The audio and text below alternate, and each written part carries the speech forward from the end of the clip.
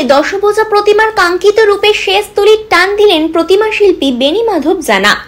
এদিকে নিম্নচাপ বৃষ্টি, সেই দিকে দেরি না করে মহালয়াতে অপেক্ষা না করে প্রতিমার চক্ষুদান এখনই সেরে ফেললেন বেনি মাধব বাবু। কেননা দূর দূরান্তে যাবে প্রতিমাগুলি, সেই কারণেই আগে থেকে চক্ষুদান না করলে সেই প্রতিমাগুলি ছাড়া যাবে না বলে জানান শিল্পী বেনি মাধব বাবু।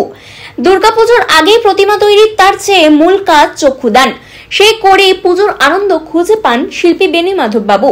তিনি আরো জানান, তুলির টানে বোঝা যাচ্ছে যে মা আসছেন। আপনি চক্ষুদান করলেন, কেমন লাগছে আজকে মায়ের চক্ষুদান? ভালো, খুব ভালো লাগছে।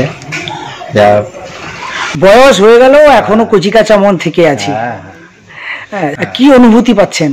খুব ভালো লাগছে যে চক্ষুদান করে করে করে করে তপস্যা শেষ করবো, সবাই দেখবে, ঠাকুর সময় দিয়ে কাজ করলে লোক দেখে ভালো বলবে, সেটাই। পূর্ব মেদিনীপুর থেকে अंशुमान पांडेर report, news Bongo time. Fast moving world में वही आ गया जिसके पास स्पीड, जैसे मेघबाला ब्रॉडबैंड। सही स्पीड, सही पहचान।